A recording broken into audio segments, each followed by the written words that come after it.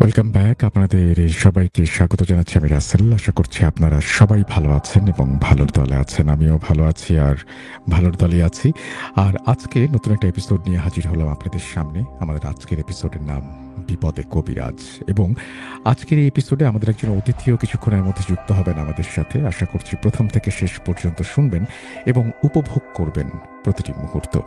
আমাদের এই আজকের এপিসোডের যে নাম বিপদে কবিরাজ, অনেক সময় কবিরাজি করতে গিয়ে অনেকে বিপদের সম্মুখীন হন। নিশ্চয়ই আপনারা এরকম শুনেছেন এবং সবাই এই বিদ্যা শিখে তার যে প্রয়োগ সেই প্রয়োগটা সঠিকভাবে করতে পারেন এবং একটা সুন্দর জীবনযাপন করতে পারেন। ব্যাপারটা কিন্তু বেশিরভাগ ক্ষেত্রেই এমন না, বরং তার উল্টো। এই কাজের ঝুঁকি রয়েছে এবং এই কাজ করতে গিয়ে নানান ধরনের সমস্যার সম্মুখীন হতে হয় এই মানুষগুলোকেও। তারপরেও কেন করেন? নিশ্চয়ই এখানে কোনো গ্রিড বা লোভ কাজ করে এবং নিশ্চয়ই কোনো উদ্দেশ্য কাজ করে, বা অনেক সময় ভালো কোনো উদ্দেশ্যও কাজ করতে পারে। ভালো কোনো উদ্দেশ্য অনেকেই অনেকের উপকার করতে গিয়েও অনেক সময় এইরকম ধরনের পেশা বেছে নেন। কবিরাজ আছেন অনেকেই কোনো অর্থের বিনিময়ে না করে শুধুমাত্র মানুষকে সাহায্য করার জন্যই মানুষের পাশে দাঁড়ান। এরকমও কিন্তু উদাহরণ রয়েছে। আমরা এখনই বলছি না আজকের এই যে এপিসোডটি আমরা শোনাবো আপনাদেরকে, সেই এপিসোডের যে কবিরাজ তিনি কেমন এবং তিনি কি করতে গিয়ে কোন বিপদের সম্মুখীন হয়েছিলেন।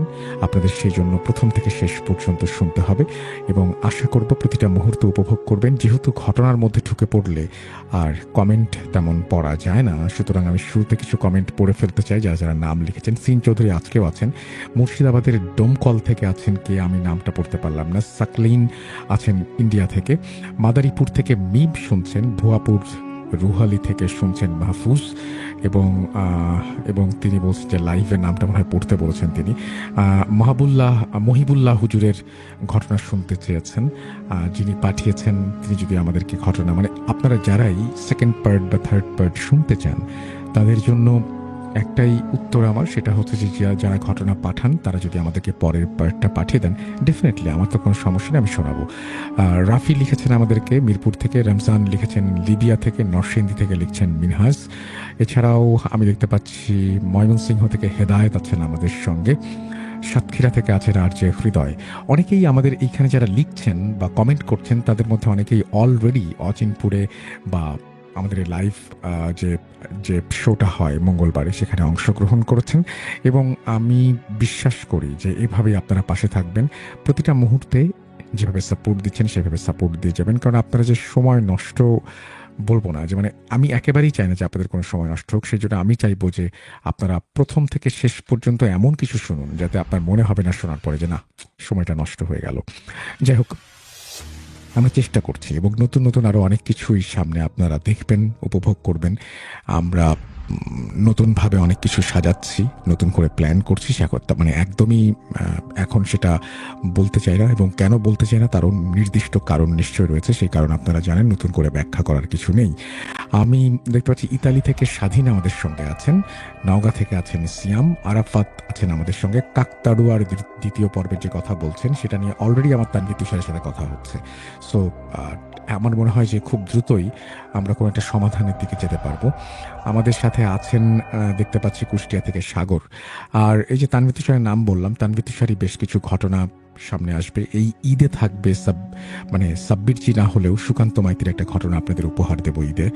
আর এরকম ধরনের ঘটনা, মানে একজন মানুষের অনেক ঘটনা থাকে না, যেমন আমরা কিন্তু বেশ কিছু ঘটনা অলরেডি আমরা কিন্তু সংগ্রহ করতে মানে পেরেছি। আমি বলবো যে জুনায়েদ হুজুরের কথা যদি আমরা বলি, সাব্বিরজির কথা যদি আমরা বলি, মৌলানা কালু শাহ ফকিরের কথা যদি আমরা বলি, এরকম বেশ কিছু মানুষকে আমরা চিনি, কিন্তু মানে আমরা তাদের ঘটনা রেগুলার শুনি এবং তারা বিভিন্ন জায়গায় বিভিন্ন ধরনের সমস্যার সমাধান করেন এবং তাদের সেই ঘটনাগুলো আমাদের সাথে শেয়ার করেন। তো আপনাদের কাছেও নিশ্চয়ই এরকম আছে যে একজন মানুষ যিনি বুজুর্গ বা যিনি অনেক কিছু জানেন, সেই রকম মানুষ অনেকগুলো সমস্যার সমাধান করেছেন, অনেকগুলো সমস্যার। আপনারা কিন্তু চাইলে সেই সমস্যাগুলো বা সেই মানুষটার যে ঘটনাগুলো, সেই ঘটনাগুলো আমাদের কাছে পাঠিয়ে দিতে পারেন। আমরা সিরিজ আকারেই সেটা প্রচার করব।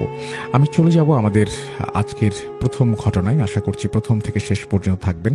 আমাদের সঙ্গে যিনি আজকে যুক্ত হবেন তিনি একটু ব্যস্ত আছেন নানা কারণে, এবং তিনি আজকে আসলে খুব অল্প কিছু সময় দেবেন। তো আমরা হয়তো প্রথম স্টোরির পরে তাকে একটু সময় দেব, তারপরে আমরা আবারও ফিরে আসবো আপনাদের কাছে নতুন একটা লম্বা ঘটনা নিয়ে। সেই পর্যন্ত আশা করব প্রথম থেকে শেষ পর্যন্ত আমাদের সঙ্গে থাকবেন, উপভোগ করবেন প্রতিটি মুহূর্ত। চলুন কথা না বাড়িয়ে শুরু করা যাক।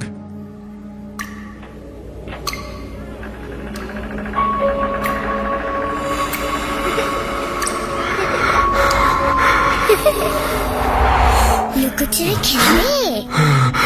লুকোচুরি তুমি লুকাও, আমি ঠিকই তোমাকে খুঁজে পাবো।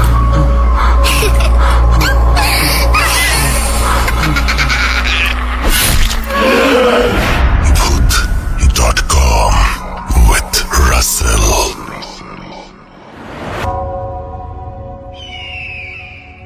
Welcome back. আপনাদের সবাইকে স্বাগত জানাচ্ছি আমি রাসেল। আশা করছি আপনারা সবাই ভালো আছেন, ভালোর দলে আছেন। আমিও ভালো আছি আর ভালোর দলে আছি। নতুন একটা ঘটনায় যাব, যেভাবে লেখা আছে আমি সেভাবেই পড়ে শোনাচ্ছি।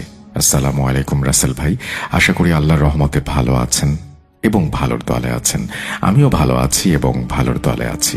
আমি আরমান গাজী, লিখছি ময়মনসিংহ বিভাগের নান্দাইল থানার জাহাঙ্গীরপুর ইউনিয়নের কোনো এক গ্রাম থেকে।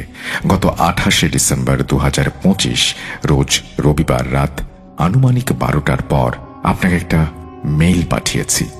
29 ডিসেম্বর রোজ সোমবার যখন বেশ কয়েকজন বন্ধু মিলে রাতে হাঁটাহাঁটি করছি, তখন এক বন্ধুর থেকে কিছু ঘটনা কালেক্ট করতে পেরেছি। যদিও ঘটনাগুলো অনেক ছোট, তবে আশা করতে পারি আপনার এবং লিসনারদের ভালো লাগবে। চলুন ঘটনায় যাওয়া যাক। সাল 2023, মোটামুটি ভালোই গরম। রাতে আমাদের বাজারের এক সেলুনে কয়েকজন বন্ধু মিলে আড্ডা দিচ্ছি। হঠাৎ ভাইয়ের ফোন থেকে কল আসে। ফোনটা ধরতেই আতঙ্কিত কণ্ঠে ভাইয়া বলে, রাফি কই তুই? আমি বললাম, আমি তো বাজারে। ভাইয়া বলল, যেখানে থাকিস না কেন মেহগনি বাগানে চলে আয় তাড়াতাড়ি। এখানে সঠিক স্থানের নাম বলতে পারলাম না, কেননা যদি কেউ সেই স্থান থেকে শোনে তবে আতঙ্কের সৃষ্টি হতে পারে। তবে এই স্থানটি কিশোরগঞ্জ জেলার হোসেনপুর থানার 2 নম্বর সিদলা ইউনিয়নের ভেতরে। তো ভাইয়ার ফোন পেয়ে দেরি না করে আরো দুজনকে সাথে নিয়ে চলে যায় সেখানে। সেখানে গিয়ে দেখতে পাই যে ভাইয়া ভাবি দুজন অজ্ঞান অবস্থায় মাটিতে পড়ে আছে, আর 5 বছরের ভাতিজি অঝরে কান্না করছে। এরপর সবাই মিলে তাদের নাকে মুখে পানি দিয়ে জ্ঞান ফেরাই। ফেরানোর পর তাদের জিজ্ঞেস করি যে তারা কেন অজ্ঞান হলো। তারপর ভাইয়া যা বলল তাতে আমার নিজেরই ভয় লাগতে শুরু করলো। ভাইয়ার ভাষ্য মতে তারা হোসেনপুর থেকে আসছিল, কিন্তু আমাদের বাজার থেকে প্রায় 1 কিলোমিটার আগে তাদের নামিয়ে দেয়। ড্রাইভার বলে যে তার বাড়ি নাকি সেখানেই, তিনি আর যাবেন না। তার অটোতে নাকি চার্জের স্বল্পতা রয়েছে, তাই তারাও বেশি জোরাজুরি করেনি। ভাবল এইটুকু পথ অন্য গাড়ি না পেলে হেঁটে বাড়ি চলে যেতে পারবেন। এই উদ্দেশ্যে তারা হাঁটা শুরু করলেন। কিছুক্ষণ পর যখন কবরস্থান লাগোয়া একটা ছোট জঙ্গলের কাছে আসেন, আবার সেই মেহগনি গাছের বাগান। সেখানে কিছু সাদা কাপড় পরিহিত লোক কাঁধে লাশের খাটিয়া নিয়ে দৌড়াদৌড়ি করছে। ভাবি ছিল খুবই ভীতু প্রকৃতির মানুষ। তিনি সাদা কাপড় পরিহিত লোকদের দেখেই এক চিৎকার দিয়ে অজ্ঞান হয়ে যান। ভাইয়া কি করবেন ভেবে পায় না, কোলে তার ছোট্ট মেয়েটি। এখানে একটা কথা বলে রাখি, এই স্থানটির 20 হাত পেছনেই বাড়িঘর রয়েছে, কিছুটা সামনেও রয়েছে, কিন্তু তখন নাকি ভাইয়ার চোখে চারপাশে শুধু অবয়ব আর অবয়ব ঘুরছিল। তিনি কোনো মতে আমাকে ফোন দিয়ে অজ্ঞান হয়ে যান। তিনি আরো বলেন, অবয়বগুলোর লাল চোখ আর অস্বাভাবিক চলাফেরা এতটাই ভয়ঙ্কর ছিল যে সেটা দেখার পর তিনি আর সহ্য করতে পারেননি। আমি মোটামুটি সাহসী মানুষ, কিন্তু এই স্থান দিয়ে একা চলাচল করতে আমারও প্রচন্ড ভয় লাগে। এই রাস্তা দিয়ে যাতায়াতের সময় হয়তো কাউকে সাথে নিয়ে আমি এই রাস্তা দিয়ে যাই। এই রাস্তা সম্পর্কে আমি আগেও অনেক কথা শুনেছি, কিন্তু যাদের কাছ থেকে শুনেছি তারাও নাকি অন্যের কাছ থেকে শুনেই বলতো। এই প্রথম এমন কাউকে পেলাম যিনি সরাসরি ঘটনার সম্মুখীন হয়েছেন। এই ছিল ঘটনা। আশা করি আপনাদের ভালো লেগেছে। ভালো লাগলে পড়ে শোনানোর অনুরোধ রইল। সিলেক্ট না করলেও সমস্যা নেই, আপনি পড়লেই হবে। লেখার মধ্যে অনিচ্ছাকৃত ভুল ত্রুটি ক্ষমা সুন্দর দৃষ্টিতে দেখবেন। আরো 3টা ঘটনা আছে সেই বন্ধুর সাথেই যেগুলো ঘটেছিল। একে একে সবগুলো পাঠানোর চেষ্টা করব ইনশাল্লাহ। কালো জাদু, ভয়ঙ্কর পিশাচ কিংবা আশিক জিনের এবং মাছ ধরতে গিয়ে বিপদে পড়ার কিছু ঘটনা আমি আগেই সংগ্রহ করে রেখেছি। বহুল পরিচিত একটি বিলের ঘটনাও আছে যেগুলো পর্যায়ক্রমে পাঠানোর চেষ্টা করব। কিছু কথা বলার ছিল। আপনারা তো সাব্বির জি কিংবা জুনায়েদ হুজুরের ঘটনা সবাই পছন্দ করেন, কিন্তু আমার জানা এমন একজন মৌলানা আছেন যার বাড়িতে বিশ্বের প্রায় সকল জিন একবার হলেও সাক্ষাতের জন্য আসেন। মাহফুজ কবিরাজ একই কথা বলেন। ওনার নাকি একটি মাদ্রাসাও আছে যেখানে জিনদের কোরআন শিক্ষা দিয়ে থাকেন। নাম আফতাব উদ্দিন মাওলানা।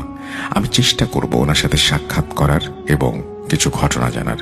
যদিও আমার জানা মতে তিনি বছরের বেশিরভাগ সময় দেশের বাইরে কিংবা অন্যান্য অঞ্চলে থাকেন, তবুও চেষ্টা করব। হয়তো তিনি রাগ করতে পারেন এই ভেবে যে ভালো কিছুর সম্পর্কে জানতে না চেয়ে যাব ঘটনা শুনতে। ওই এলাকার এক বড় ভাইয়ের সাথে আমার খুব ভালো সম্পর্ক আছে, যিনি একসময় ভূত এফএম শুনতেন, কিন্তু তিনি ভীতু হওয়ায় বাড়িতে একা থাকার ফলে শোনা বন্ধ করে দিয়েছেন। আশা করি তার সাহায্য নিয়ে কিছু ঘটনা আপনাদের উপহার দিতে পারবো। আজকের মতো বিদায় নিচ্ছি, আল্লাহ হাফিজ। এই বলেই তিনি তার ঘটনা শেষ করেছেন। আশা করছি খুব দ্রুতই অন্য ঘটনাও আপনার কাছ থেকে জানতে পারবো। আমরা চলে যাব আমাদের পরবর্তী ঘটনায়।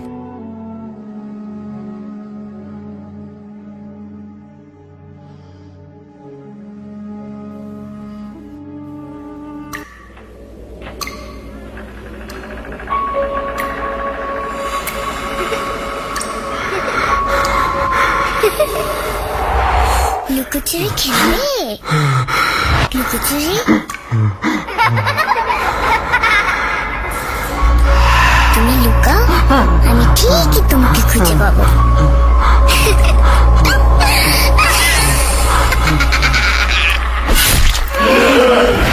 Voot.com with Russell.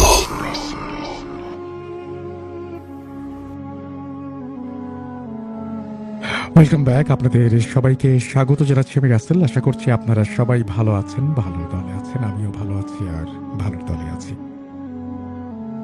আজকে আমাদের যে অতিথি জয়েন করার কথা ছিল, তিনি দেখছেন আমি দেখতে পাচ্ছি তার ডিভাইস নট কানেক্টেড এরকম একটা স্ট্যাটাস দেখাচ্ছে।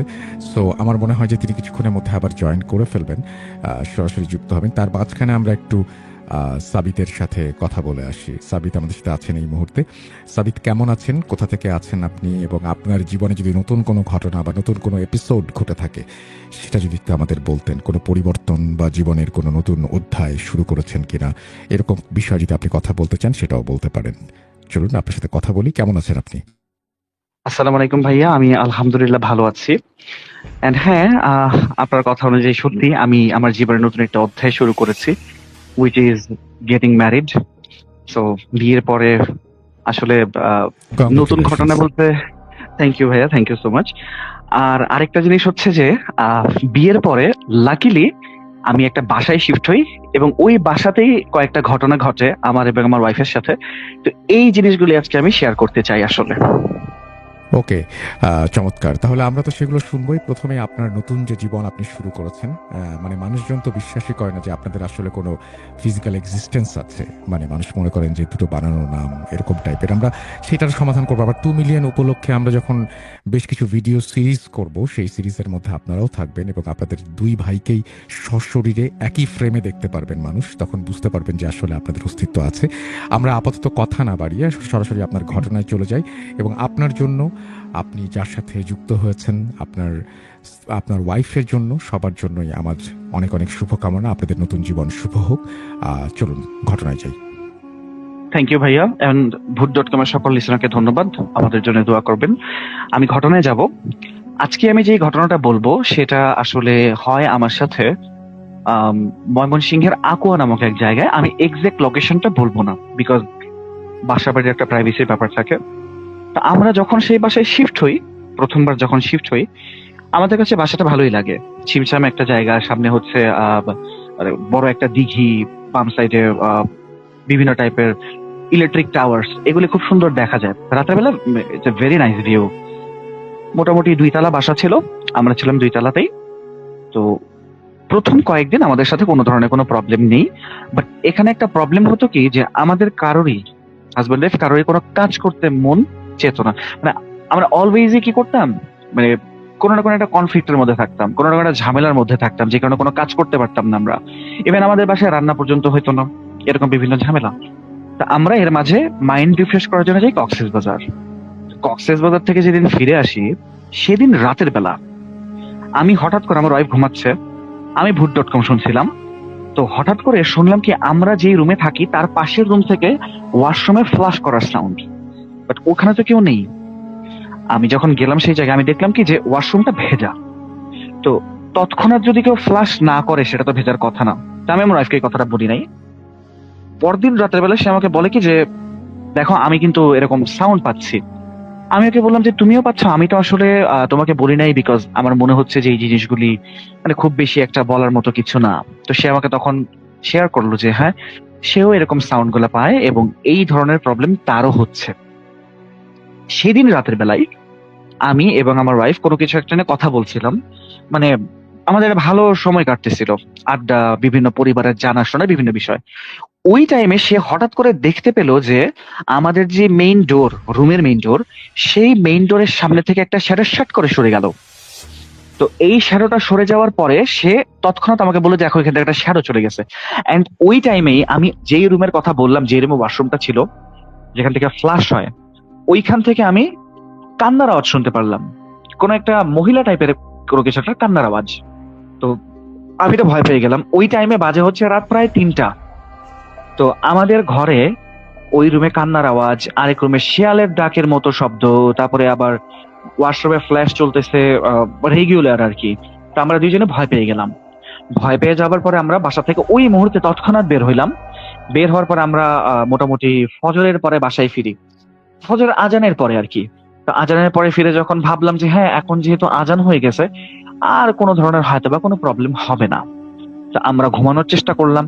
বাট শোয়ার 5-7 মিনিটের মধ্যে থেকে সেই কান্নার আওয়াজটা আবার। আমরা সেদিন সারাদিন ঘুমাইতে পারি নাই, সারাদিন না। তো পরের দিন এরকম আস্তে আস্তে সেম প্রবলেম হতেই থাকে। তো আমরা বাসা দেখার চেষ্টা করলাম, আস্তে আস্তে শিফট হলাম নতুন। এই নতুন বাসায় আসার পরে এই ধরনের কোনো প্রবলেম হয় নাই। এবং সব থেকে ইন্টারেস্টিং ফ্যাক্ট হচ্ছে এটা, একটা এরিয়াতে যখন নতুন কোনো মেম্বার যায় বা একটা বাসায় যখন কোনো একটা মানুষ ওঠে, আশেপাশের মানুষজন কিন্তু একটু হলেও কথাবার্তা বলে।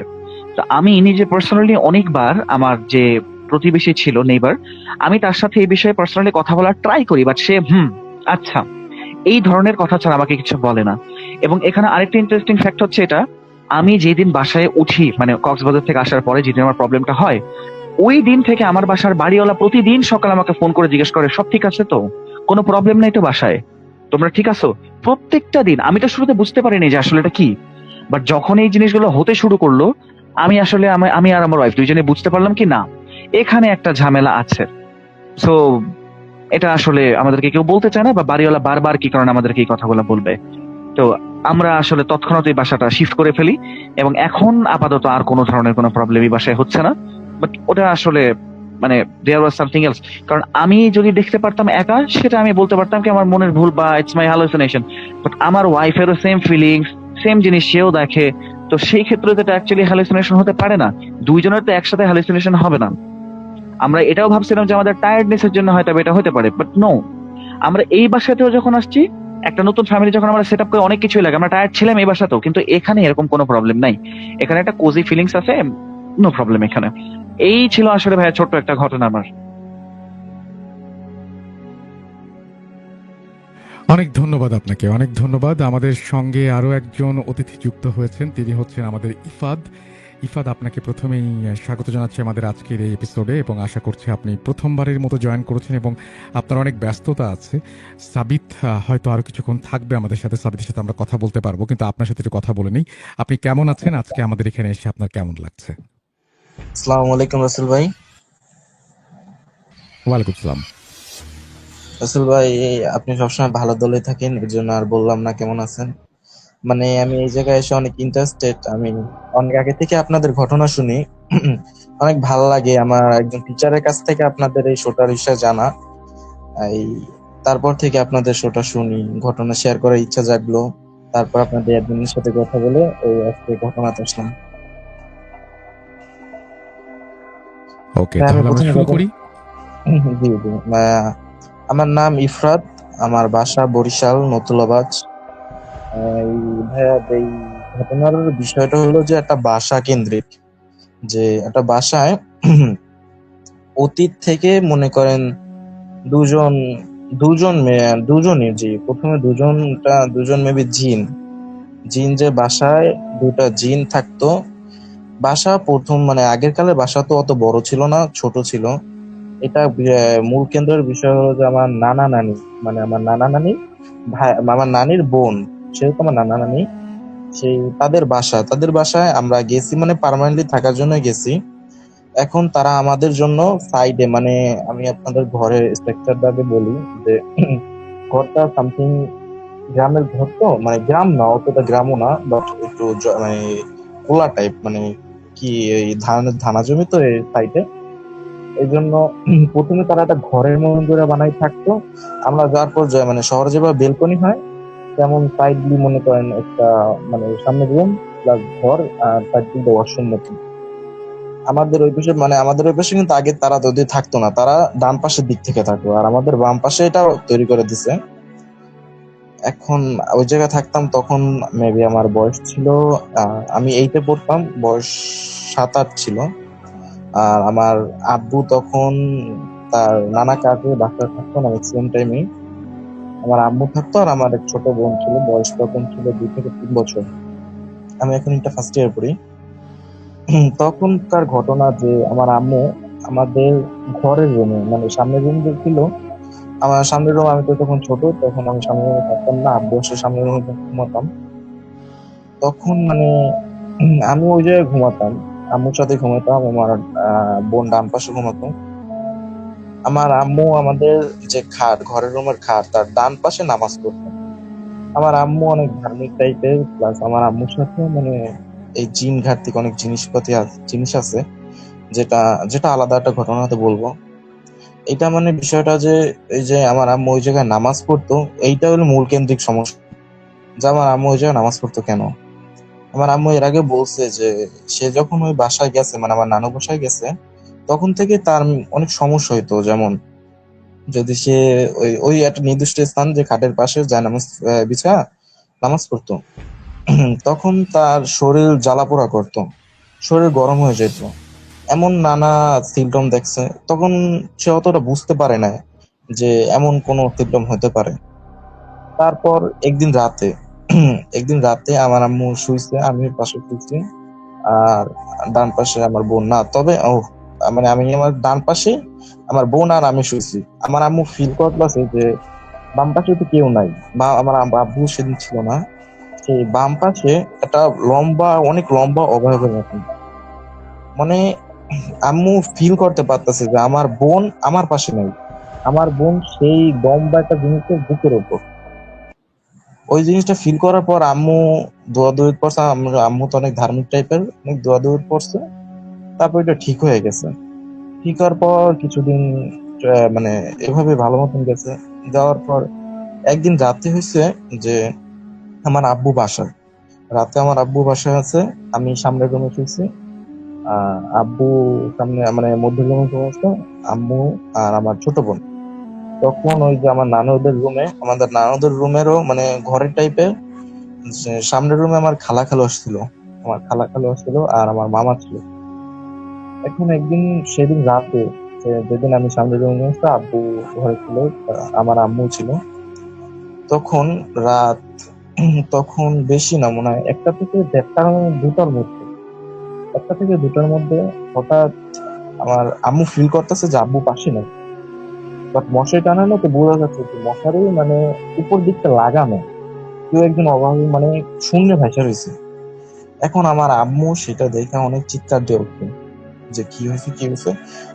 সেই যে চিৎকার দিছে, তখন আব্বুকে ফ্লোরে অনেক জোরে মানে ছুঁড়ে মারছে। আমার আব্বুর রানের ওইখান থেকে অনেক ব্যথা পাইছে, রক্ত বের হয়েছে। এখন আম্মু যখন চিৎকার মারছে পুরা ঘর মানে সজাগ হয়ে গেছে। আমি ছোট মানুষ, আমিও সজাগ হয়ে গেছি।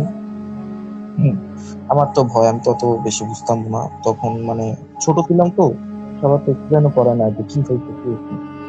তখন করছে কি, আমার আব্বুর তো ওই অবস্থা, মানে সে তো ভালো আহত হয়েছে, অত উপর থেকে পড়ে গেছে, নিচে ফ্লোরে পড়ে গেছে, ব্যথা হয়েছে। এই জন্য করছে কি, সামনে যে আমার খালা খালু plus আমার খালু আর মামা ঘুমাইছিল, আমার খালু আর মামাকে শুয়েছে সামনের রুমে, মানে ঘরের সামনের রুমে। আমরা তো মনে করেন বেলকনির দিকে থাকতাম, তাই আমার আব্বু, খালু আর মামায় সামনে ঘুমাইছে, ঘরের সামনে। আর আমরা ঘরের মধ্যে ঘুমাইছি, আমাদের ওই যে বেলকনির ডান পাশে, মানে ঘরের ডান পাশে কেউ শোয় নাই। ওই ওই সামনের রুম, মধ্যের রুম সব খালি আছিল। আর মধ্যের রুমে আমি, আম্মু আর আমার নানি ঘুমাইছি। তখন একটু পর পর, মানে তখন তো আর কার ঘুম আসে না, যে অত বড় একটা ঘটনা হয়েছে। এই যে এই টাইম লাইনটা তো মেবি 30 মিনিট সময় নিছে, যে আব্বু উপরে উঠে তারপর ঘরে একটা টানাস্তানি অবস্থা, যে কি হয়েছে কি হয়েছে, এমন একটা অবস্থা, সবাই ভয় ভীতির অবস্থায় চলতেছে। তখন শুইছি যে আমার আম্মু আমার ওই খালাকে মানে তার খালাকে জড়াই ধরছে, মানে আমার নানিকে জড়াই ধরে ঘুমাইছে। তখন আমার নানির মুখ থেকে শোনা যে সে কইতাছে যে তুই আমার এত জোরে জড়াই ধরিস না, আমার আবার দুই মানে দুই দিকে নাচলে আমার ঘুম আসে না। এখন আমার নানি আমার আম্মুর দিক থেকে ফিরে অন্যদিকে শুইছে। এখন অন্যদিকে তো এই দেওয়াল, কিন্তু সামনের দিকে যে মানে ঘর, তো ঘরের সামনে তো আবার সামনের রুম। এখন সে সামনের রুমের দিক তাকাইছে, দেখতেছে যে মানে একটা কাঠের দেওয়াল, মানে সামনের রুম আর ঘরের রুমের মধ্যে যে একটা থাকে, দরজা থাকে, সে দরজা, সে দরজায় মানে তার কথা ভাষ্য মতে সে বলতেছিল যে মানে মাথাটা কিছুটা ভেড়ার মতন, আর গায়ে একটা সাদা পাঞ্জাবি না, তবে সাদাটা ড্রেস, তবে অনেক আলো দিতেছে, অনেক আলো দিতেছে। এখন সে সেটা দেখা, আবার বিষয়টা হলো যে আমার না মানে নানীরা তাদের বাসা কিন্তু ওইটাই, তারা কিন্তু ওই জায়গায় স্থায়ীভাবে থাকে। আমার নানা এটা মেবি জায়গা কিনে বা বাসা করছে। এখন তাদের তো কোনো ক্ষতি করে না, তাদের কোনো ক্ষতি করে না, তার ফলে আমার নানু যে ওইটাকে দেখছে, ওই জিনিসটা যেটা হোক যেটা ওইটাকে দেখছে, দেখা করে বলতেছে, আমার আমার নানু বলতেছে যে তুই কে, তুই এমন এমন সমস্যা করিস কেন, আমার আমার বন্ধুকে তুই এমন করছিলি কেন, তোমার জামাইকে এমন করলি কেন। এখন সে শয়তানটা কিছু বললো না, শয়তানটা মানে জাস্ট বললো কি, দেওয়ালটা মানে এই দরজাটা ঝাঁকি দিল, দরজাটা ঝাঁকি দিল। দরজাটা যখন ওই মানে গ্রামের দরজা তো, এই কাঠের দরজা, এখন ঝাঁকি দেওয়ার সাথে সাথে উপরে সানসিল থেকে মানে একটা পাতিল পড়ে গেল, এই পরিমাণ ঝাঁকিটা আসছে, মানে এটা অবিশ্বাস্য ঝাঁকি। আমি তো ছোট, আমি তো তখন বুঝতাম না, তখন মানে এই জিনিসটা আমার খালু তারপর নানা নানি বলছে এটা, যে এর উপর দিয়ে পাতিল পড়ে গেছে, সানসিল দিয়ে পাতিলটা দিয়ে পড়ে গেছে, আমার সঙ্গে উঠছে। কেউ তো ঘুমায় না, ওই ভয় ভয় আসলে। এখন আমার আম্মু তো তার খালাকে আরো জড়াই ধরছে, কিন্তু আমার এখন অনেক আরো বেশি ভয় করতেছে, কি করবো। তারপরে এইভাবে করে আমার নানু কিন্তু ঘুমাইছে, আমার নানুর মেবি ঘুম আসছিল অনেক, এই জন্য সে ঘুমাইছে। তারপর আমার আম্মু চোখ ছিল। এখন এই জায়গাটা কনফিউশন আছে যে সে মেবি সরাসরি দেখছে না স্বপ্নে দেখছে, এটা হয়তো পাতে জানে না, হয়তো পারে যে অর্ধ নিদ্রায় দেখেছে এটা, যে মানে সে দেখছে, মানে ওই অভাবটাই দেখছে। এখন দেখার পর আমার আম্মু প্রশ্ন করতেছে, আমার আম্মু তো অনেক ধার্মিক, সে এই বিষয়ের ক্ষেত্রে হালকা অভিজ্ঞ আছে, প্লাস তার সাথে তার নানু বাড়ি থেকেও এইসব বিষয়বৃত্ত আছে, এটা একটা ঘটনা আছে। এখন সে ওই জিনটাকেই প্রশ্ন করতেছে, তুই এই ঘরে উঠুস কেমনে। তখন ওই জিনটা নাকি তাকে বলছে যে আমি এই ঘরে উঠি, তোর খালার একটা কালো মুরগি আছে, সেই কালো মুরগির রূপ ধরে আমি তোর ঘরে উঠি, আর তোর ছোট মেয়ের এই রূপ ধরে আমি তোর ঘরে উঠি। তখন আম্মু বলছে, তুই আমার লগে কি চাস, তুই আমাকে এমন ভয় দেখালি কেন। তখন ওইটা এক্সপ্লেন করলো যে তুই যে খাটের ওই কানায় বসে নামাজ পড়িস, ওই জায়গায় আমার বাসা, ওই জায়গা আমি অনেক আগে থেকে থাকি, এই বাসা বাড়ি এইগুলা যখন ছিল না, তখন আগে থেকেও আমার এই জায়গায় বাসা ছিল। তখন ওই তোর মানে এমন তো বলে না যে তোর খালারা, তখন বলছে যে মানে তখন ওরা যে সে ঘর করছে, আমি ওদের কিছু বলি নাই, কারণ ওরা ওখানে কিছু করতো না, প্লাস আমাদের কোনো সমস্যা করতো না। কিন্তু তোর সাথে যে একজন আছে, সে আমাকে অনেক সমস্যা করে, প্লাস তুই ওই যাবে সে নামাজ পড়ে দেখে আমার অনেক সমস্যা হয়। তখন ওই জিনটা বলছে যে আমি তোর স্বামীকে আর তোর ছোট বাচ্চাটাকে মানে আমার বাবাকে আর আমার বোনকে নিয়ে যাবে। তখন আমার আম্মু বলছে যে তুই এমন করিস না, আমি এখানে আর থাকবো না, আমি বাসা চেঞ্জ করে চলে যাব, তুই আমার এমন বড় কোনো ক্ষতি করিস না। তখন আবার আম্মু বলছে যে তাইলে আমার এই যে খালারা থাকে, তুই তাকে কোনো সমস্যা করিস না। তখন বলে না, ওরা আমাকে কোনো সমস্যা করে না, আমিও তাকে কোনো সমস্যা করি না, তবে তুই আমার এমন সমস্যা করেছিস, মানে আমার বাসার উপর বসে তুই নামাজ পড়েছিস, সাথে সাথে তোর সাথে যেটা আছে এটা আমাকে অনেক বিরক্ত করে। তো আমি তোকে এটা ক্ষতি করব, তার আগে তুই এটা ব্যবস্থা কর। তখন আম্মু বলছে যে আমি এখান থেকে চলে যাব, তুমি আমার কোনো ক্ষতি করো না। তারপর লিটারলি আমরা ওই বাসা ছেড়ে চলে অন্য অন্য বাসায় চলে যাই। তারপর থেকে ওই ঘটনাটা মানে ওই বিষয়টিতে আমাদের কোনো ঘটনা হয় না। তবে এখনো তো আমি আমার মানে ওই নানা বাড়ি যাই। নানা বাড়ি গেলে যে ওই মানে বেলকনির সাইডটা, যে সাইডটা মানে ওই হয় আমার, এখন বলতে আমার গার পশম দাঁড়ায় যেতেছে। তখন মানে অন্ধকারে আমি এখনো যাই না, আমি এত মানে মনে করেন 18 বছরের উপর হয়েছে আমার বয়স, আমি এখনো ওই জায়গায় যাই না। মানে ওই জায়গায় গেলে আমার এমন পরিমাণ ভয় করে, যেন বোঝায় কিছু আমাকে দিকে তাকাই দিচ্ছে। মানে ওই যে আমার নানির যে ঘরের এই গ্রামের সাইডে তো মাইচ্ছা থাকে, মাইচ্ছা উপর মাইচ্ছার মাছার মতন আছিল। তখন আমি ওইটার দিকে তাকাতেই পারি না, ওটার দিক তাকালে মনে হয় কিছু জানে আমার দিক তাকাই দিয়েছে। আমার ওইটা দেখলে আমার প্রচুর ভয় করে। এইটা একটা ঘটনা ছিল। আর একটা ঘটনা ছিল, যদি সময় থাকে বলি।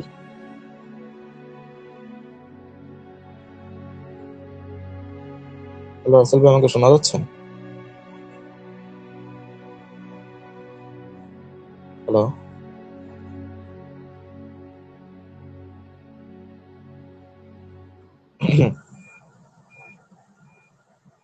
হ্যালো না, রাসেল আমরা ভাই। আপনাকে আমরা শুনতে পাচ্ছি আপনাকে। আমি যেটা বলতে চাই সেটা হচ্ছে যে প্রথম একটা ঘটনা গেল, তো আমরা আজকে আসলে আপনি একটু ওয়েট করেন, যদি আপনার সময় থাকে তাহলে আমরা সেকেন্ড ঘটনায় যাব। আগে একটু আমি সাবিতের সাথে কথা বলে সাবিতকে বিদায় জানাতে চাই, সেটাতে নো আপনি কি প্রবলেম, ওকে? No problem. হ্যাঁ ভাই। ওকে সাবিত, জি ভাইয়া। আমি প্রথমে জানতে চাই যে ঘটনা তো শুনলাম, নতুন জীবনের শুরুতে এরকম একটা মানে অভিজ্ঞতা, মানে সত্যি কথা বলতে যেটা হচ্ছে যে যেরকম আপনি সবসময়ই আসলে ঘটনা খোঁজেন, সেই জন্যই হয়তো একটা নতুন জীবনে শুরু করেছেন, সেই সময় আপনি কিছু ঘটনা এসে আপনার সামনে দাঁড়ালো। যাই হোক, সেটা অন্য ব্যাপার। আমি শুধু জানতে চাই যে এই যে ঈদ, আপনি যদি এর মাঝখানে লিসনারদের উদ্দেশ্যে কিছু বলতে চান বলতে পারেন, কিন্তু আমি একটা বিগ অ্যানাউন্সমেন্ট দিতে চাই। সেটা হচ্ছে যে ঈদে আসলে আমরা বেশ কিছু হরর সিরিজ নিয়ে আসব। তো এইখানে আপনি যদি লিসনারদের আপনার পক্ষ থেকে আপনি কাদের ঘটনা নিয়ে আসবেন বা কি ধরনের, যেমন হরর সিরিজ বলতে আমি একটু সবাইকে বুঝিয়ে দেই। হরর সিরিজ মানে হচ্ছে যে ধরেন যে আমরা বেশ কিছু ক্যারেক্টার অলরেডি আমাদের কিন্তু স্ট্যাবলিশড, আপনারা সবাই এদেরকে চেনেন, মানে ওনাদেরকে চেনেন এবং ওনাদেরকে অনেক পছন্দ করেন, যেমন একজন সাব্বিরজি, তারপরে মৌলানা কালুশা ফকির, জুনায়েদ হুজুর, এরকম বেশ কিছু কিন্তু মানে মানুষ আছেন যাদের ঘটনা আপনারা বারবার শুনতে চান। তো আমরা ওইরকম একটা কিছু চিন্তা করছিলাম। তো সাবিত বলছিলেন যে তার কাছে নাকি একটা ঘটনা আছে এরকম সিরিজের মতন, নতুন একটা সিরিজ আমরা শুরু করতে পারি। সেটা যদি একটু বলতেন সাবিত। আসলে আমি ভাইয়া প্রথমে ভূত.com এর যারা লিসনার তাদেরকে কিছু কথা বলতে চাই, তারপরে আমি অ্যানাউন্সমেন্টটা করতে চাই। সেটা হচ্ছে যে আমি সকলের কাছে দোয়া চাই, যেহেতু নতুন লাইফ শুরু করেছি, সবকিছু যেন সুন্দর কাটে, আমাদের জন্য সকলে দোয়া করবেন এবং আপনাদের সকলের জন্য আমাদের দোয়া থাকবে। তো এবার যদি অ্যানাউন্সমেন্টের কথায় আসি ভাইয়া, তো সেই ক্ষেত্রে আমার কাছে যেই সিরিজটা আছে, সেই সিরিজটা হচ্ছে অ্যাকচুয়ালি আমার একজন পরিচিত নানাকে নিয়ে, আসলাম নানা। ওনার ঘটনা আমি অ্যাকচুয়ালি অডিও ক্লিপ আকারেই বেশি দিয়ে থাকি। তো যখন আমি এই সিরিজটার বিষয়ে জানতে পারলাম, আমি চিন্তা করলাম যে তাহলে ইমেইলে ট্রাই করা যাক, বিকজ আসলাম নানার মোটামুটি অনেক স্টোরি আমার কাছে আছে, আমি নিজে শুনছি ওনার কাছ থেকে বসে বসে গ্রামে। তো তো ওনার অনেকগুলো স্টোরি আমার কাছে আসলাম নানা কি আছে। একজন স্টোরি টেলার নাকি উনি হচ্ছে একজন হুজুর, বা এটা যদি সবাইকে বলতেন, সবার জানানোর জন্য আমি একটু বলতে বলছি। আচ্ছা ভাই, আমি এটা জিনিসটা ক্লিয়ার করে দিই। আসলাম নানা স্টোরি টেলার বলতে কি, ওনার একজন কম্পেনিয়ন ছিল, ওনার নাম হচ্ছে শাহ সাহেব। মেইনলি স্টোরিগুলি হচ্ছে শাহ সাহেবের। উনি ছিলেন একজন আলেম এবং উনি বিভিন্ন টাইপের জায়গায়, ওনার একটা ডেরা ছিল কিশোরগঞ্জে। তো ওই ডেরাতে মানুষ আসতো তাদের বিভিন্ন সমস্যা নিয়ে, এবং উনি বেশ প্রসিদ্ধ ছিলেন ওই জায়গাতে। তো এই ডেরাতে মানুষ যখন আসতো, আসলাম নানা ছিলেন ওনার কম্পেনিয়ন বা সহযোগী বা বন্ধু বলা যায়, যেটা আর কি মানুষ বলে। তো উনি এই ঘটনাগুলো দেখতেন এবং কাছে থেকে পর্যবেক্ষণ করতেন, এবং শাহ সাহেব যদি কোনো জায়গায় মানে সমস্যা সলভ করতে যেতেন, সেই ক্ষেত্রেও আসলাম নানা ওর সাথেই থাকতেন। এবং উনি আমাকে শাহ সাহেবের জীবনের এই ঘটনাগুলো বলেছেন, এবং শাহ সাহেবের সাথেও আমার পার্সোনালি দেখা হয়েছে। বেশ বৃদ্ধ মানুষ, নুরানি চেহারা, লম্বা সাদা দাড়ি, টুপি, এবং খুবই ভালো মানুষ, অমায়িক মানুষ। তো ওনাদের ঘটনাগুলোই আমি নিয়ে আসতে চাচ্ছি, বিকজ সিরিজ আকারে হলে এটা আমার জন্য খুবই কমফোর্টেবল হবে, এবং আমার কাছে বেশ ভালো ঘটনাও আছে ওনাদের। এবং আমরা যেটা চিন্তা করছি সাবিত, সেটাও একটু সবাইকে জানিয়ে দিই। সেটা হচ্ছে আমরা চিন্তা করছি যে এগুলোর এক একটা এপিসোড এক একজন আসলে শুনে লিখবেন এবং আপনাদেরকে পাঠাবেন। সেটা তো মনে হয় আরেকটা নতুন একটা হচ্ছে আসলে এডিশন, রাইট? জি জি, অবশ্যই। সো সাবিত, আমরা এবারের ঈদে তাহলে এরকম কিছু ঘটনা আমরা নিয়ে আসি, যে ঘটনাগুলো আসলে সবাই শুনতে আগ্রহী বা সবাই শুনতে চান। এবং আমরা হচ্ছে আসলে আমাদের এই সিরিজটার, আমি যেটা বুঝতে পারছি, যিনি মানে যদিও একজনই স্টোরি বলেন, কিন্তু এখানে আসলে যেমন সুকান্ত মাইতি স্টোরি বলেন, কিন্তু স্টোরি আসলে সাব্বিরজির এইরকম ভাবেই যাবে। যেমন তানভীর তুষার ঘটনা বলেন, কিন্তু ঘটনা আসলে হচ্ছে আমাদের মৌলানা কালুশা ফকিরের বা ইয়াসিনের যে ঘটনা, জুনায়েদ হুজুরের।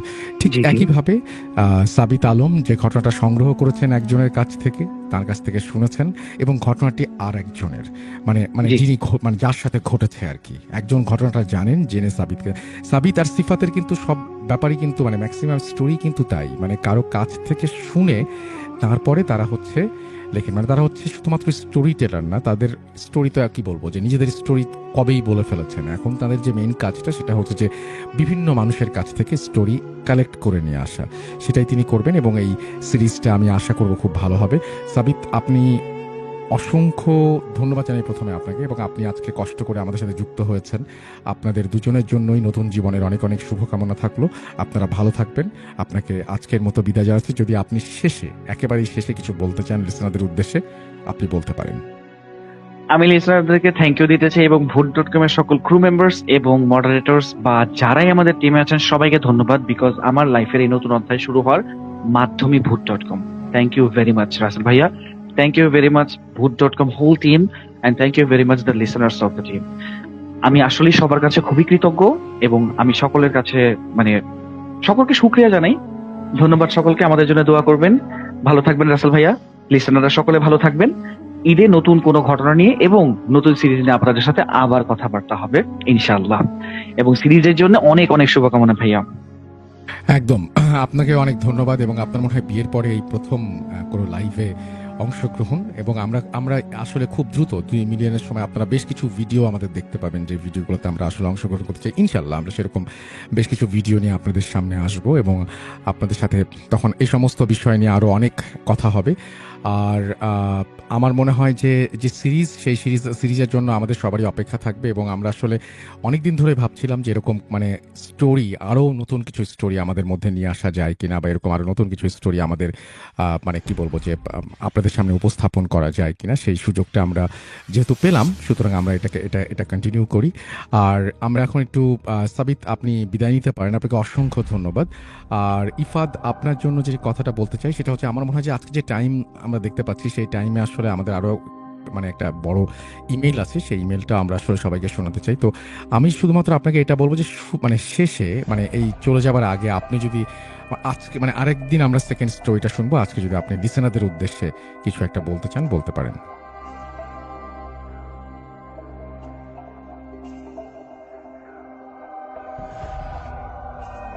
ইফাদ, আমাকে শুনতে পাচ্ছেন? আমি আপনাকে শুনতে পাচ্ছি না, সম্ভবত মিউট করা আছে আপনার এন্ডে। হ্যাঁ জি, এখনো শুনতে পাবো, জি বলেন। জি রাসেল ভাই, আমি লিসেনারদের সম্পর্কে বলতে চাচ্ছি যে মানে রাসেল ভাই, আপনার যে এই শোটা, এটা আমি মনে করি যে কিছু কিছু মানুষের ইমোশন হয়ে গেছে। মানে কিছু কিছু মানুষ এই শোটা না শুনে মানে না শুনলে ঘুমাতে পারে না। আমিও একজন এর মধ্যে। তার জন্য বলি যে আপনি যে কাজটা করছেন, মানে এই যে এইটা এই যে ভূতের একটা শো করছেন, এটাই আমরা আপনার প্রতি অনেক কৃতজ্ঞ। আর যারা যারা শুনছে তাদের মেবি একই কথা, যে আপনি যে কাজটা করছেন তার জন্য সবাই কৃতজ্ঞতাই প্রকাশ করে। এর জন্য মেবি ঘুমটা ভালো হয় আমাদের। এই এতটুকুই। আর লিসেনাররা বেশি বেশি সাবস্ক্রাইব করে 2 মিলিয়নের জন্য স্পেশাল এপিসোডটা যদি তাড়াতাড়ি শুনতে পারি। এই জন্য আমি প্রথম থেকে ভাবছি যে 2 মিলিয়ন স্পেশাল এপিসোড গুলো অনেক বড় হয়, প্লাস এগুলো অনেক ভয়ঙ্কর হয়, এগুলো শুনতে অনেক ভালো লাগে। এই জন্য সবাই তাড়াতাড়ি সাবস্ক্রাইব করে 2 মিলিয়ন করে দিলে ভালো হতো। অনেক ধন্যবাদ আপনাকে, এবং আপনি অনেক ভালো থাকুন। আমার মনে হয় যে নেক্সট যে এপিসোড, সেই এপিসোড বা কোনো একটা এপিসোড আপনি দ্রুত আবার ফিরে আসবেন, এবং তখন আমরা আপনার এই ঘটনাটা শুনবো, এবং আপনার কাছে নিশ্চয়ই আরো বেশ কিছু ঘটনা আছে। আপনার সাথে মানে অন অ্যান্ড অফ কথা হবে।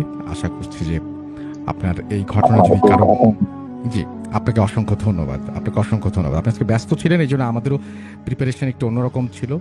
আমরাও এই জন্য একসাথে দুজন গেস্টকে ইনভাইট করেছিলাম। সুতরাং আজকে আমার মনে হয় যে আজকে আমরা ইমেইলে চলে যাই। নেক্সট টাইম আপনার ঘটনা আমরা অবশ্যই শুনবো। আপনাকে অসংখ্য ধন্যবাদ। আপনি ভালো থাকবেন, ইফাত।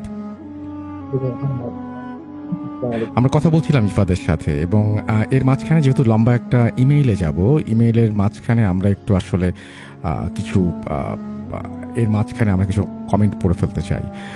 আমাদের এই কমেন্ট সেকশনটা অনেকে যেমন পছন্দ করেন না, ঠিক একইভাবে অনেকে আবার প্রচণ্ড পছন্দ করেন। সুতরাং আমাদের কমেন্ট পড়তেই হয়। এটা একটা আসলে আমাদের জন্য, আমরা সবসময় একটা ডিলেমার মধ্যে থাকি যে পড়বো কি পড়বো না।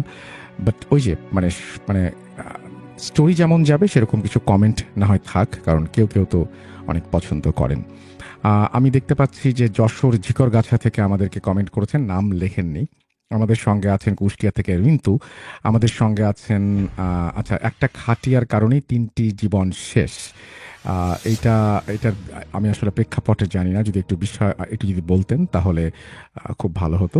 মানে আপনি কোন প্রেক্ষাপটে বলছেন এটা? আমাদের সঙ্গে আছেন দেখতে পাচ্ছি মাহিমা কুমিল্লা থেকে, আমাদের সঙ্গে হাসান আছেন, হাসান মৃধা আমাদের সঙ্গে আছেন, আমাদের সঙ্গে আছেন দেখতে পাচ্ছি নাহিদ, আমাদের সঙ্গে আছেন খুলনা থেকে আকাশ আছেন, আমাদের সঙ্গে তাসিন, আমাদের সঙ্গে আছেন দেখতে পাচ্ছি আফ্রিকান কালো জাদু চাই। আফ্রিকান কালো জাদু একটা বিরাট সিরিজ, যেই সিরিজটাও আমরা আবারও শুরু করব এবং খুব দ্রুতই আসবে। আপনারা জানেন যে আমাদের যে স্টোরিগুলো মিডল ইস্ট থেকে আসে, মিডল ইস্টের এই অস্থির পরিস্থিতির কারণে বিভিন্ন আমাদের লিসেনার্স, আমাদের স্টোরি টেলার যারা রেগুলার ঘটনা পাঠাতেন, তারাও আসলে একটা ঝামেলার মধ্যেই আছেন, একটা অস্থির সময় পার করছেন। সুতরাং আমরা একটু প্রবলেম পড়েছি, বাট খুব দ্রুতই আমার মনে হয় যে পৃথিবী শান্ত হলে আসলে সব কিছুই নর্মাল হয়ে যাবে। মামুন কুয়েত থেকে আমাদের সঙ্গে আছেন, আমাদের সঙ্গে আছেন মালয়েশিয়া থেকে ইমন, আমাদের সঙ্গে আছেন দেখতে পাচ্ছি জামিল নরসিংদী থেকে, মানিকগঞ্জ থেকে আছেন ফারহান, আমাদের সঙ্গে আছেন মুন্সিগঞ্জ শ্রীনগর থেকে ইমরান, আমাদের সঙ্গে আছেন সিরাজগঞ্জ থেকে আলফি, এবং তিনি বলছেন যে প্রতিদিন কমেন্ট দেখেন। আচ্ছা, আমি প্রতিদিন কমেন্ট দেখলে আমি আসলে সব কমেন্ট তো পড়া হয় না, কিন্তু প্রতিদিন কমেন্ট যেগুলো দেখি সেগুলো কিন্তু আসলে পড়ে ফেলি। যাই হোক, 5 থেকে 7 পর্বের সিরিজ লাগবে, অলরেডি দাবি জানিয়ে দিয়েছেন। আমরাও চেষ্টা করব, আমরা আসলে চেষ্টা করছি মিনিমাম মানে 4টা এপিসোড বা 3টা নিচে তো সিরিজ হয়ই না, মিনিমাম 4টা বা 5টা। আপনি ঠিকই বলেছেন, 5 থেকে 7 পর্বের সিরিজ আমরা সেরকমই কিছু নিয়ে আসব, এবং কোথায় নিয়ে আসব, কিভাবে নিয়ে আসব খুব দ্রুতই আপনারা জানতে পারবেন। এবং এটা অবশ্যই আপনাদের জন্য, আমার জন্য, আমাদের সবার জন্য একটা অপেক্ষার প্রহর গোনা শুরু হলো আজকে থেকে। আমরা খুব দ্রুত জানিয়ে দেব। আর এই মুহূর্তে আমরা চলে যাব সরাসরি ঘটনায়। আমরা ঘটনার সুরে আসি, এবং ঘটনার পরে আবার যদি কিছু কমেন্ট থাকে সেই কমেন্টগুলো পড়ে ফেলবো। চলুন ঘটনায় যাওয়া যাক।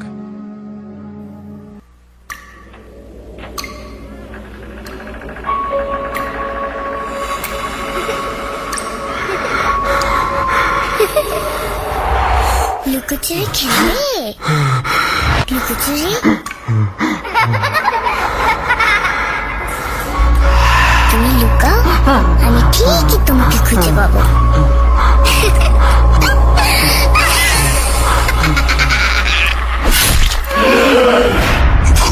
Voot.com with Russell. Welcome back আপনাদের সবাইকে স্বাগত জানাচ্ছি আমি রাসেল। আশা করছি আপনারা সবাই ভালো আছেন, ভালোর দলে আছেন। আমিও ভালো আছি আর ভালোর দলে আছি। নতুন একটা ঘটনায় যাব, যেভাবে লেখা আছে আমি সেভাবেই পড়ে শোনাচ্ছি। সৃষ্টির আদিকাল থেকেই চলে আসছে মহান রবের নিয়ম। তিনি তার সৃষ্টিকে শুরু থেকেই নিজের নিয়মে চালিয়েছেন এবং ভবিষ্যতেও তার ব্যতিক্রম হবে না। তবে কি হয় যখন মানুষের কর্ম তাকে নিয়ে যায় নিয়মের বাইরে, কিংবা মহান রব ফিরিয়ে নেয় তার থেকে নিজের দয়া? আমরা সবাই এতদিন মোটামুটি জানি অতি প্রাকৃতিক শক্তির হাত থেকে আল্লাহর ইচ্ছায় হুজুর কিংবা কবিরাজ রক্ষা করেন মানব জীবনকে। কিন্তু এমন যদি হয় মানুষকে রক্ষা করা হুজুর কিংবা কবিরাজ নিজেই ধীরে ধীরে গ্রাস হতে থাকে কোনো এক অচেনা শক্তির হাতে? জানতে চান কি হয়েছিল তার সাথে? আসসালামু আলাইকুম প্রিয় রাসেল ভাই। জানি আল্লাহর অশেষ সহমতে আপনি সবসময় ভালোর দলে। আমার নাম গোপন রাখার অনুরোধ করছি। এরপর তিনি তার নাম লিখেছেন, সেটা আমি পড়ছি না। তারপর তিনি লিখছেন, বলে রাখা ভালো এই ঘটনা গ্রামের অধিকাংশ মাঝবয়সী মানুষই জানেন, তাই সবার কথা থেকে নিজের মতো করে লিখলাম। ঘটনাটি বগুড়ার কোনো একটি গ্রামের। আর আমার লেখায় কোনো ভুল ত্রুটি হলে ক্ষমা সুন্দর দৃষ্টিতে দেখবেন।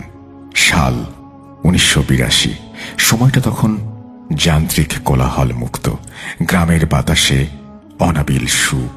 প্রকৃতি তখন নিজেকে মুড়িয়ে নিয়েছে শীতের চাদরে।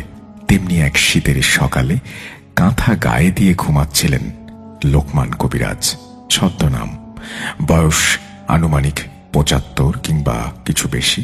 হঠাৎ কিছু একটার শব্দে তার ঘুম ভেঙে যায়। দরজায় কেউ কড়া নাড়ছে। ঠক ঠক ঠক। কে? কবিরাজ কাকা, দরজা খুলুন দয়া করে, আমার ছেলেকে বাঁচান, খুলুন দয়া করে। দরজা খুলেই দেখলেন গ্রামের এক পরিচিত মুখ। কান্না ভেজা চোখে তার দিকে তাকিয়ে আছে। কি হয়েছে মিজান? চোখে পানি কেন? কবিরাজ কাকা, আমার ছেলেকে বাঁচান, আমার ছেলেকে ওরা মেরে ফেলবে। আরে শান্ত হ, কি হয়েছে বল। আচ্ছা চল দেহি তোর বাসায়। এই বলে কবিরাজ মিজানের সাথে হাঁটা শুরু করল। লোকমান কবিরাজ ছিলেন অত্র কয়েক গ্রামের ভেতর নাম করা কবিরাজ। এলাকা বা এলাকার বাইরের অতি প্রাকৃতিক সমস্যার সমাধান দিয়ে থাকেন তিনি। মানুষ হিসেবেও বেশ উদার মনের। তাঁর সন্তান ও স্ত্রী এক রাতে রহস্যজনকভাবে মারা যায়। অনেকে বলে এটা জিনের কাজ, কারণ তিনি এই পেশায় অনেক জিনকে শত্রু আনিয়েছিলেন। স্ত্রী সন্তানের মৃত্যুর পর আর তিনি বিয়ে করেননি। গেটের সামনে যেতেই তিনি কিছুটা অস্বস্তি অনুভব করেন। তার মনে হচ্ছিল কিছু একটা আছে ওখানে। পরক্ষণেই চোখ যায় বাড়ির পেছনের জাম গাছটায়। অস্পষ্টভাবে কিছু একটার ছায়া দেখতে পান তিনি। যাই হোক, ঘরের ভেতরে প্রবেশ করতেই দেখেন 12 থেকে 15 বছরের একটা ছেলে বিছানায় বাঁধা। কবিরাজ কাকাকে দেখেই ছেলেটার আগে গজগজ করতে থাকে, অকথ্য ভাষায় গালাগালি শুরু করে। কবিরাজ কাকা সবকিছু দেখে ঘর থেকে বেরিয়ে এসে মিজান সাহেবকে ডেকে আসল ঘটনা জানতে চান। মিজান সাহেব বলেন, ছেলেটা বেশ চঞ্চল স্বভাবের ছিল, এখানে সেখানে ছুটে বেড়াতো। তেমনি একদিন দুপুরে খাওয়া দাওয়া শেষে বন্ধুদের সাথে খেলতে যায়। সারাদিন তার খোঁজ খবর ছিল না। আমরাও খোঁজ করিনি, কারণ প্রায়ই সে খেলতে যেয়ে দেরিতে ফেরে। আজকেও সন্ধ্যার পরপরই বাড়িতে ফেরে। কিন্তু আজকে সে অনেক শান্ত ছিল। কারো সাথে কথা না বলে রুমে গিয়ে শুয়ে পড়ে। আমরা ব্যাপারটা স্বাভাবিকভাবেই নেই। রাতে যখন ওর মা খাবারের জন্য ডাকতে যায়, সে কিছু না বলে ঘুম থেকে উঠে রান্নাঘরের দিকে চলে যায়। আমি ওর পেছন পেছন যেয়ে দেখি হাড়ি সহ খেতে বসেছে।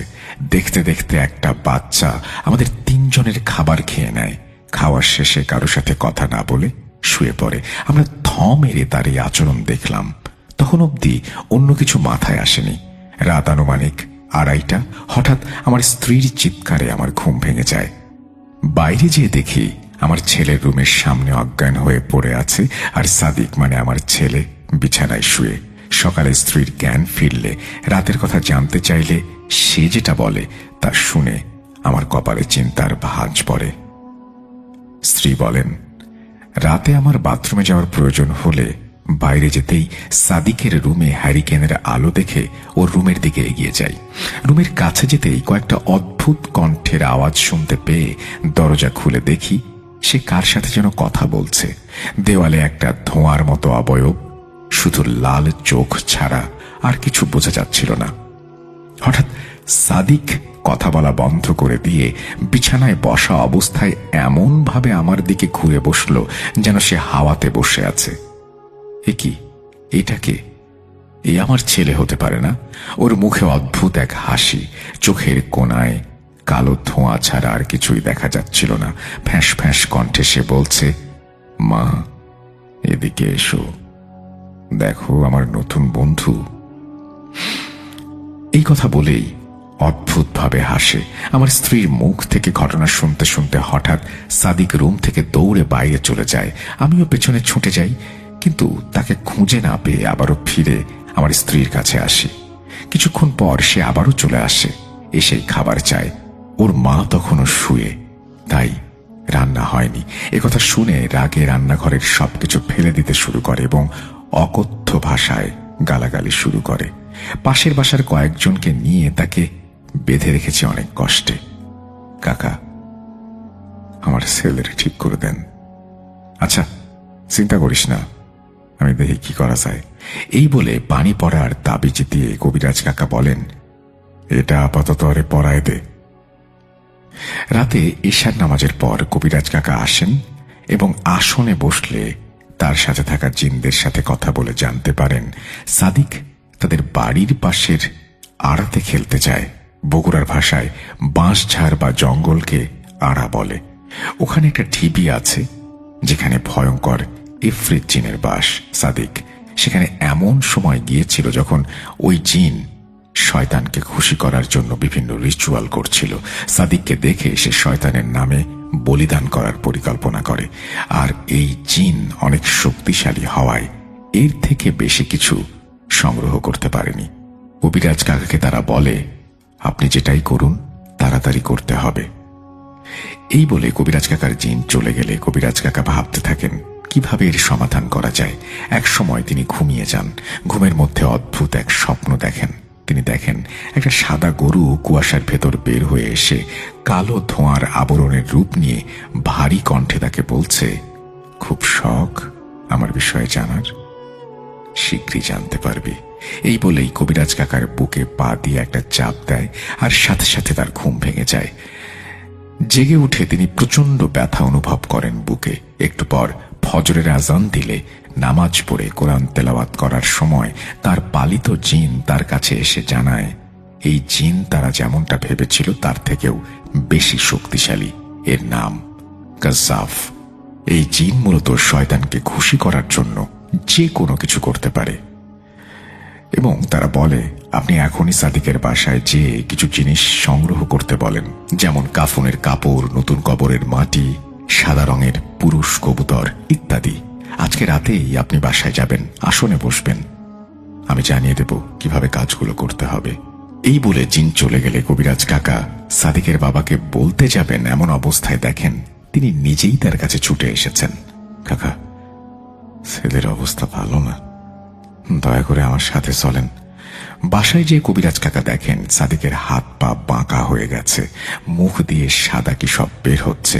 হুজুরকে দেখে সে বলে, এসেছিস, তোর জন্যই অপেক্ষা করছিলাম, নে নে তাড়াতাড়ি যা করার করে নে, হাতে বেশি সময় নেই। কবিরাজ কাকা পকেট থেকে জমজমের পানি ছুঁড়ে দেয় সাদিকের মুখে। সাদিক চিৎকার দিয়ে ওঠে। এরপর কবিরাজ একটা তসবিহ, যেটা সাধারণ তসবির মতো ছিল না, এলাকার কিছু মানুষের সাহায্যে সাদিককে ধরে তার মাথায় ছুঁয়ে দেন। সাদিক অজ্ঞান হয়ে যায়।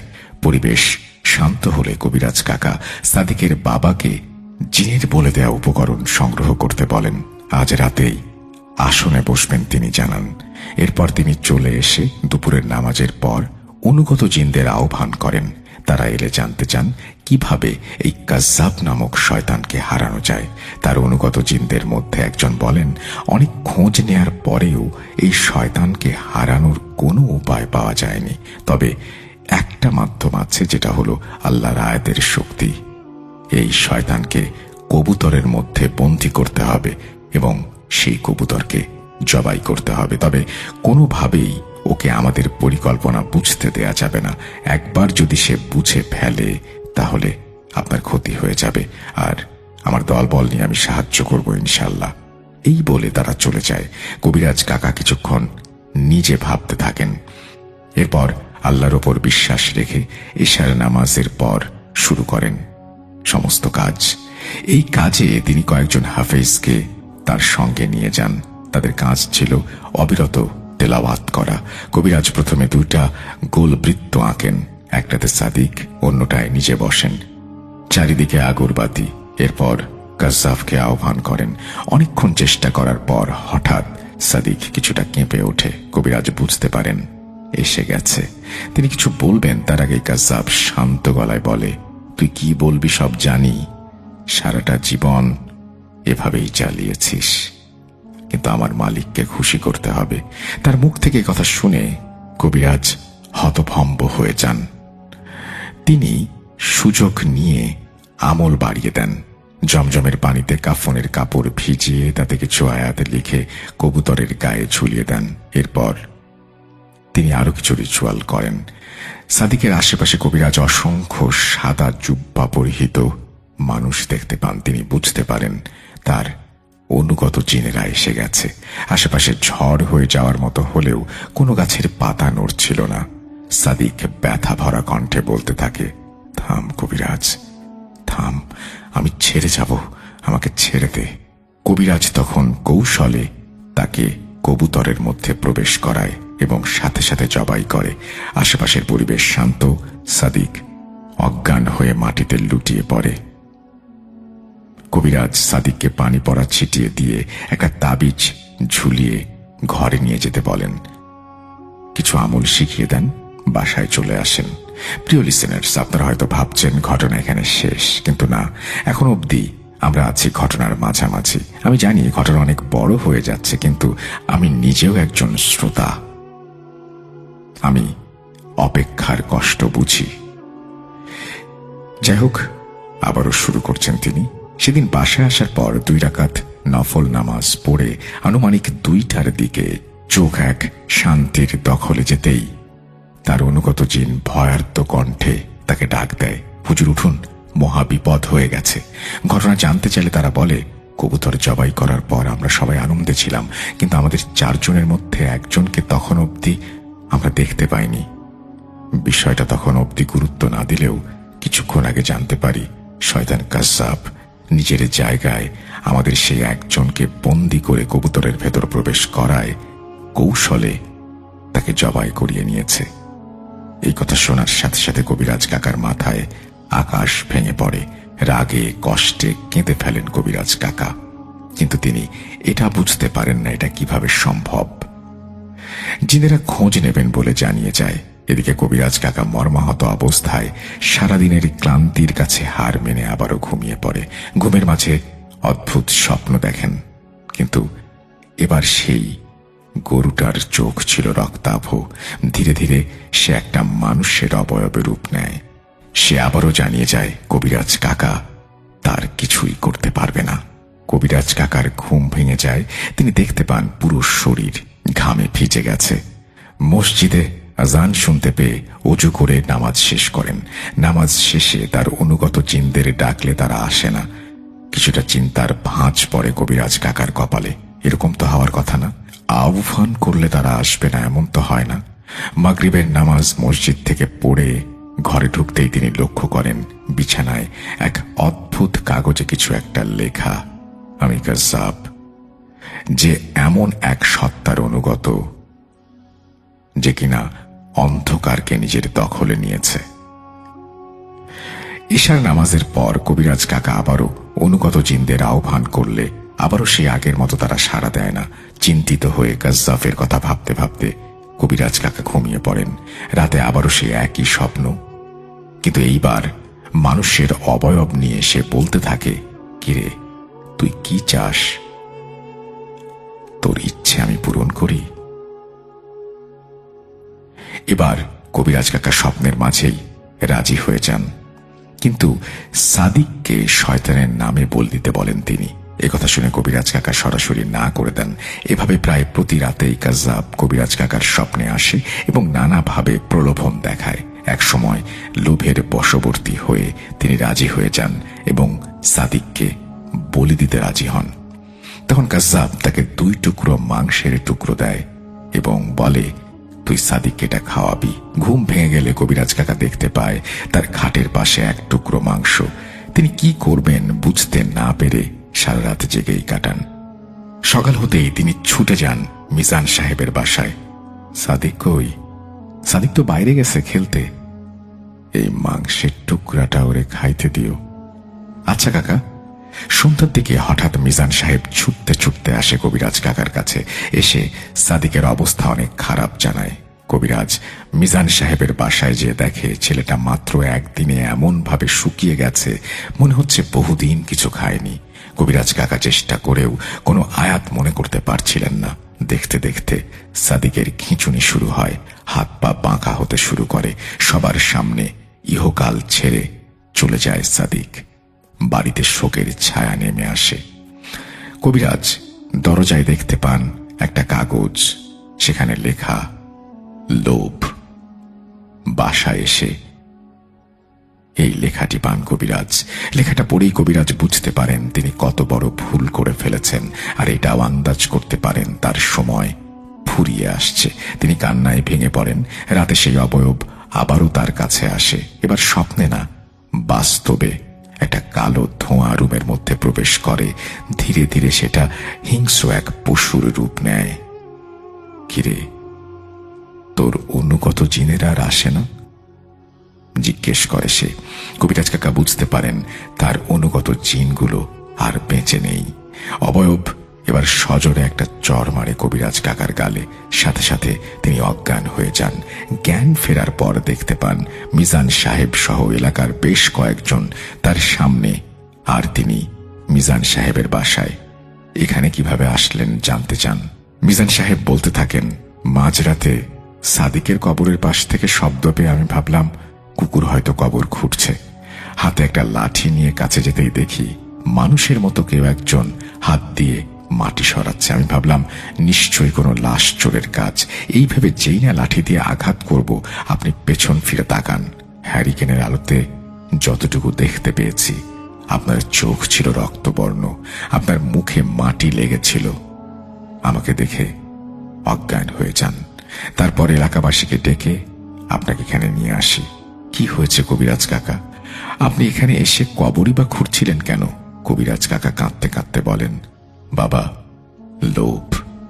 এটা এমন এক লোভের ফল যা আমি পেতে চেয়েছিলাম অনেক বছর ধরে। আজ তোদের সব বলবো। তোরা আজ যে কবিরাজকে দেখছিস, প্রথমে আমি এমন ছিলাম না।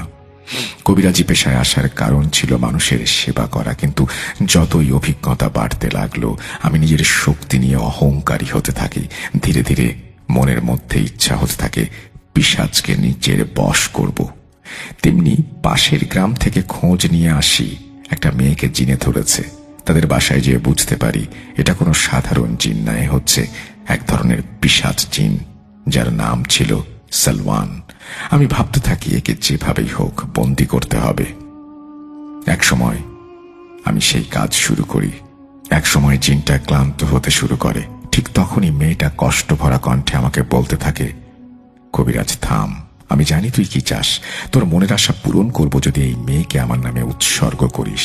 এই কথা শুনে কিছুটা চিন্তায় পড়েও লোভ আমাকে পুরোপুরি গ্রাস করে নেয়। আমি রাজি হয়ে যাই এবং জিনের কথা মতো সেখান থেকে চলে আসি। মেয়ের বাবাকে বলি সব ঠিক আছে। বাসায় আসার পরদিন জানতে পারি মেয়েটা গলায় দড়ি দিয়ে আত্মহত্যা করেছে। বুঝতে পারি এটা কার কাজ। সেদিন রাতে স্বপ্নে এক বামুন আকৃতির মানুষ এসে বলে, আজকে থেকে আমি তোর দাস, তবে আমি তোর থেকে যেটা চাবো তুই সেটা দিতে বাধ্য থাকবি। আমি রাজি হয়ে যাই। এরপর আমি সালওয়ান নামের পিশাচকে দিয়ে নিজের ইচ্ছা মতো কাজ করতে থাকি।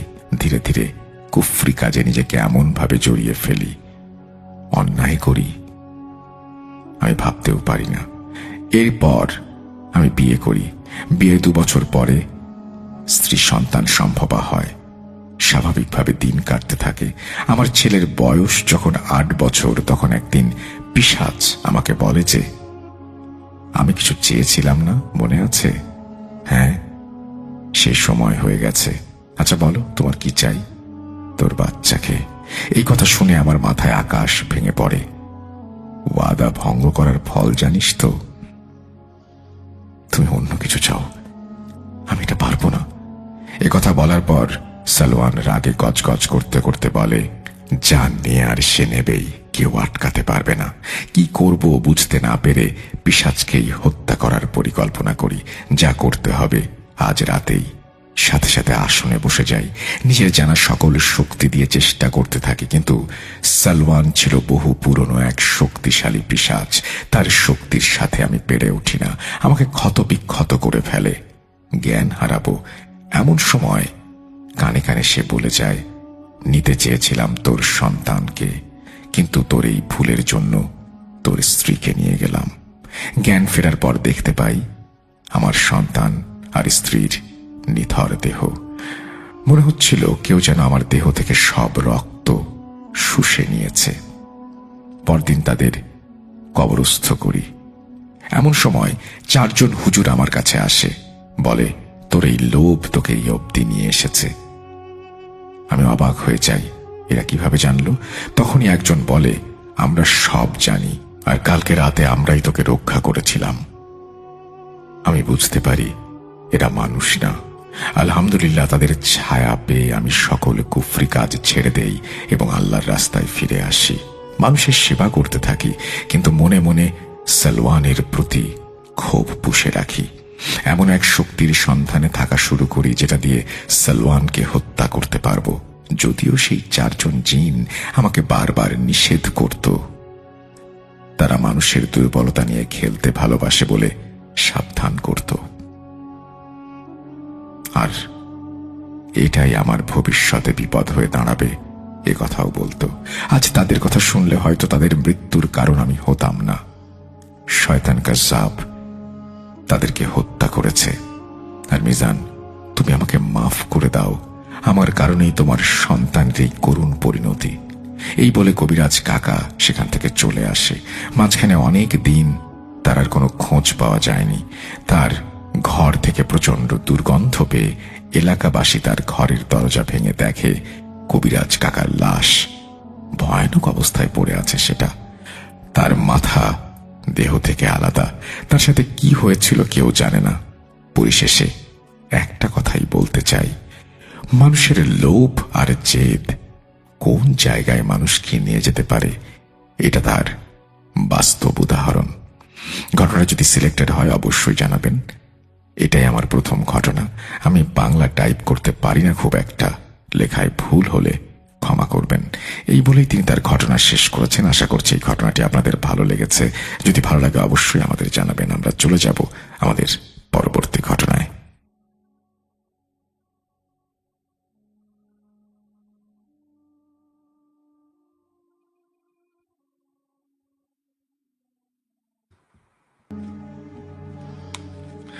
Welcome back. আপনাদের সবাইকে স্বাগত জানাচ্ছি আমি রাসেল। আশা করছি আপনারা সবাই ভালো আছেন, ভালোর দলে আছেন। আমিও ভালো আছি, ভালোর দলে আছি। আজকেও গত সপ্তাহের মতোই অনেক মানুষ আমরা একসঙ্গে শুনলাম এবং আজকের এপিসোডটি নিশ্চয়ই আপনারা উপভোগ করেছেন।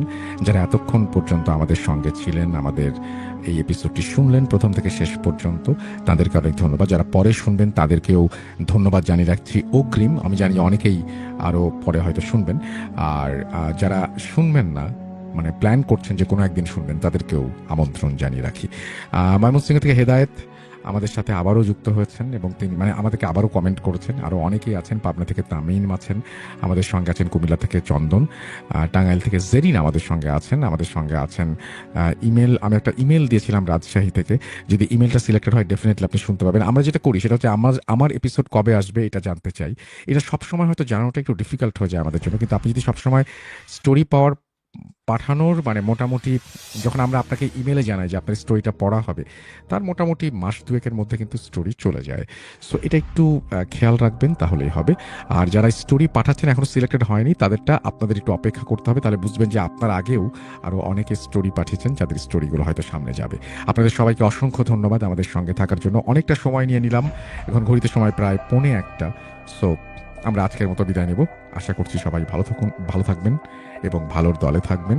আপনারা সবাই অনেক অনেক অনেক বেশি আনন্দ নিয়ে বেঁচে থাকুন এবং আমাদের ভূত.com-এর সঙ্গে থাকুন, সেই প্রত্যাশা রেখেই আজকের মতো বিদায় নিচ্ছি। আল্লাহ হাফেজ।